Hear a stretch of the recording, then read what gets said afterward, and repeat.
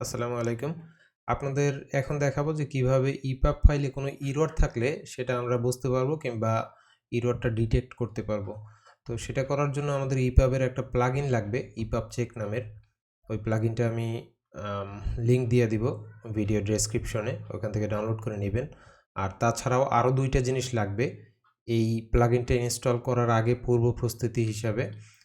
1 নম্বর হচ্ছে জাভা নামের একটা প্রোগ্রাম আছে, সেটা ইনস্টল করা থাকতে হবে কম্পিউটারে।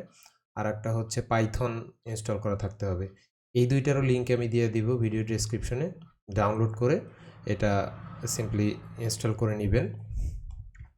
আর জাভা এবং পাইথন ইনস্টল করার পরে ePub চেকটা আপনারা সিজিলের ভিতরে অ্যাড করতে হবে। তো জাভা এবং পাইথন এই দুইটা আমি ইনস্টল করা আর দেখাচ্ছি না এই ভিডিওতে, কারণ ওটা নর্মালি যে কোনো প্রোগ্রাম যেমন ইনস্টল করে সেইভাবে ইনস্টল করলেই হবে। আর লিঙ্কটা তো আমি ভিডিও ডেসক্রিপশনে দিয়েই দিচ্ছি। তো এটা করার পরে ePub চেক এটা ডাউনলোড করে নেবেন থার্ড প্রসেস হিসেবে। ফার্স্ট আর সেকেন্ড প্রসেস হচ্ছে আপনাদের জাভা এবং পাইথন ডাউনলোড করা এবং ইনস্টল করা। থার্ড প্রসেস হচ্ছে ePub চেকটা অ্যাড করা। তো ePub চেক যখন এই জিপ ফাইলটা ডাউনলোড হয়ে যাবে আমার লিঙ্ক থেকে, তারপরে আপনারা সিজিল ওপেন করবেন। সিজিল ওপেন করার পরে প্লাগইনসে যাবেন, ম্যানেজ প্লাগইনসে যাবেন, এরপরে এখানে অ্যাড প্লাগইনে যাবেন। অ্যাড প্লাগইনে ক্লিক করলে যেখানে আপনার ডাউনলোড করা জিপ ফাইলটা থাকবে পিডিএফ চেকের, ওটা অ্যাড করে দিবেন ডাবল ক্লিক করে। এখন দেখেন এখানে অ্যাড হয়ে গেছে এবং এরপরে এই যে প্লাগইন 1 2 3 4 5 এরকম 5টা আছে, এগুলোর যে কোনো একটার সাথে এটা অ্যাসাইন করে দিবেন। এর যে কোনোটাই ক্লিক করলেই দেখবেন ePub চেক লেখা আছে। তো আমি সাপোজ 5 নম্বরে অ্যাড করে দিলাম। এখন দেখেন এইখানে একটা নতুন আইকন চলে আসছে, এই ePub চেক নাম। এটা যদি আমি এখন ক্লিক করি, দেখেন এখন একটা চেকিং চলতেছে এবং দেখতেছে যে কোনো এরর আছে কিনা, দেখাচ্ছে যে নো প্রবলেম ফাউন্ড।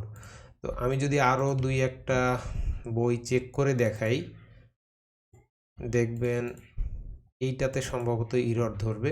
আমি দেখাচ্ছি।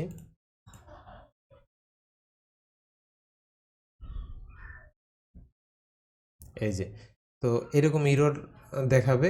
এরর থাকলে সেই এররটা কি সেটা চেক করে তারপরে ফিক্স করতে হবে। বিভিন্ন ধরনের এরর আছে, সেটা দেখা যাচ্ছে যে আপনি এইখানে যদি ডিটেলসে চেক করেন যে কোন ফাইলের ভিতরে, টিওসি ফাইলের ভিতরে, যেমন এইখানে TOCX ফাইল, এখানে TOCX.ncx, এটার ভিতরে এরর ধরছে। এরকম আরও বিভিন্নভাবে এই HTML ফাইলগুলোর ভিতরে থাকতে পারে। তো এটা আসলে এরর দেখে বোঝা যাবে যে কি এরর আছে, কিন্তু অন্তত এররটা বোঝা যাবে এই ePub চেকের মাধ্যমে। তাহলে ক্লায়েন্টকে সেন্ড করার আগে আপনারা এটা দিয়ে চেক করে নিতে পারবেন।